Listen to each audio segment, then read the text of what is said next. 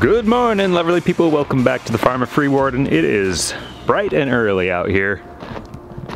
Sun hasn't even come up. We got frost on the ground. Woo, it's chilly. Brr. Yeah, it's a bit cold out here.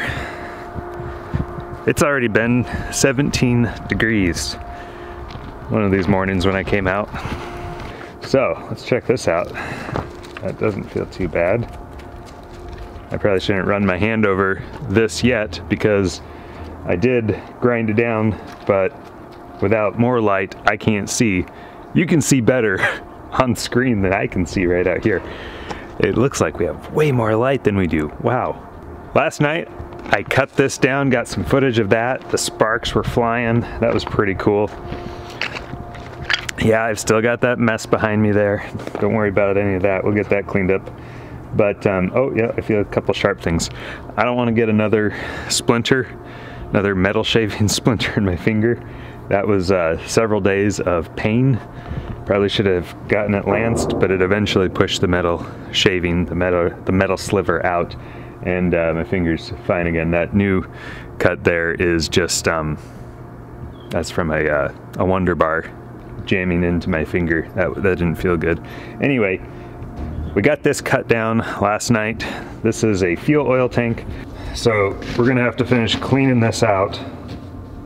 There's all kinds of gunk and goop down in there.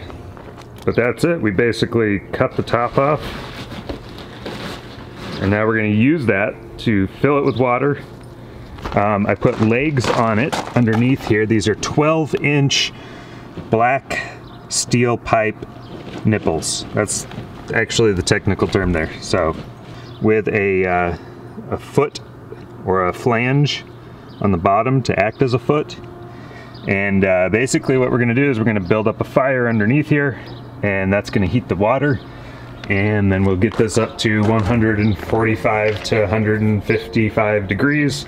Then we're going to dip our pigs in here, and that is going to give us the scalding bath that we'll put the pigs in to loosen all the hair follicles so that we can pull those hairs out of the pig's skin and then save the skin.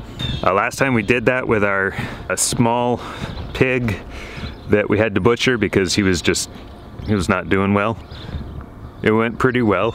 We did ultimately have to singe off some of the hair, but we did get, I'd say, we probably got 90% of the bristles out of him. So that's what we're gonna be doing with this.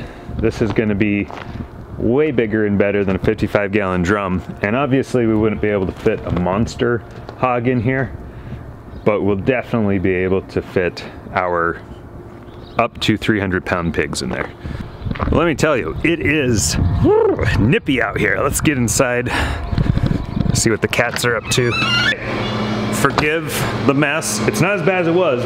Been working on it, but we do still have stuff just laying around in here that still has yet to get organized. We've moved more stuff in here that is going to get hung on the walls and put in the cupboards and put, you know, put basically in places where it needs to be, where it's going to be.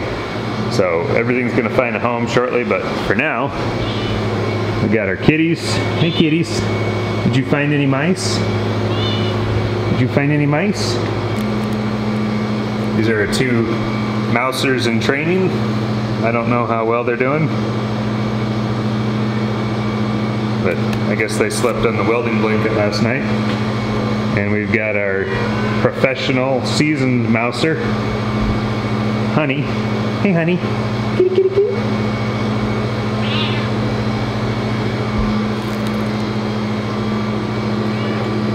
Meow. Do y'all want to go outside? Come on, pups. I really like having the cooler in here because now I can check on it. It's right in here, so every time I come out here, I just take a look. That way, if anything goes wrong, I'm gonna know. What we're gonna be doing is hanging our pigs, hanging our beef, our pork, and our lamb in the cooler to age it. It's got to stay below 40 degrees for, you know, a week plus depending on how long we want to age everything. But at least a couple of days just to let everything kind of balance out, mellow out. Then we're going to be able to take that meat, pull it out of the cooler, pull it onto a prep table or work table in here, and butcher that thing up into the cuts that we want.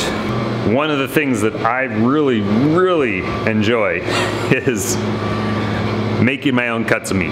That's one thing that since I've started doing it, yeah, it's a little more work. Yeah, you can't just go up to the butcher table, you can't just go up to the butcher and say, hey, this is what I want, da-da-da-da-da, done, and not have to worry about it. But you can kind of experiment then too, you know, if you want half of a portion of meat cut one way and half of it the other way, so that you want bone-in and boneless, you can do that, and you can do it on the fly.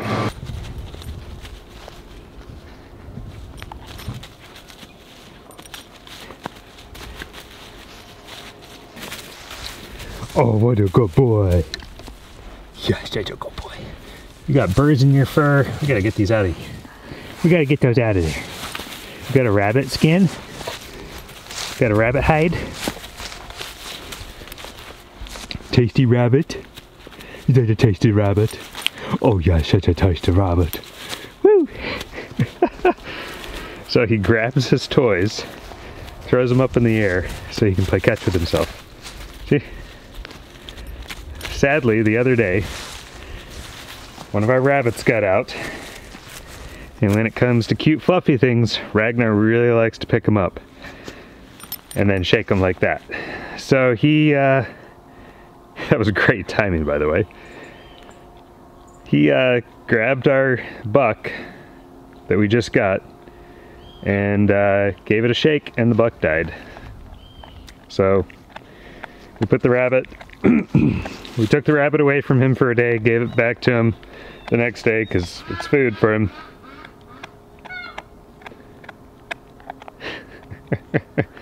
And that's the pelt left over from the rabbit. So yes, Ragnar did kill one of our rabbits, one of our bucks. We've got 2 more that'll be just fine for our breeding program, so it's not a big deal, but it is kind of a big deal because he killed one of our rabbits. So why in the world are we letting him have the rabbit after he killed it? Well, I can't blame him for what he did because we haven't really socialized him with the rabbits. He's been socialized with the chickens, so can I leave him around the chickens and trust him not to kill them? Well, not entirely, but more so than I can with rabbits. So, you know, once he's a little older, he's still a puppy, like, what, 6 months old now? So he's still just a little baby.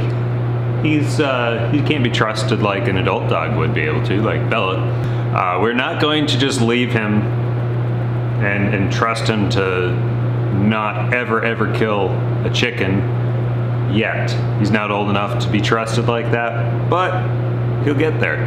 Now with the rabbits, it doesn't surprise me whatsoever that he killed a rabbit that got out of its cage, probably took off running. He did the natural thing.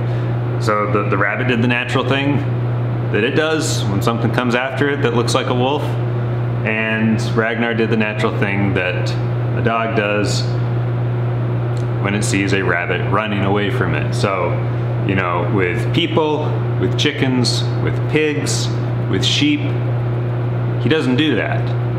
And he minds his P's and Q's, and he's a good, proper dog around them for the most part, you know. So we do keep an eye on him and we correct him when we have to.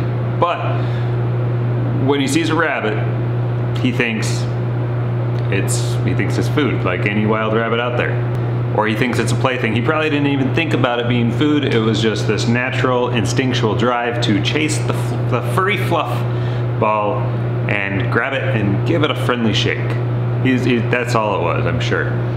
So we're not super concerned about it or anything like that. It's just, he's doing what a dog's supposed to do. He's doing a dog thing, because he's a dog. Right?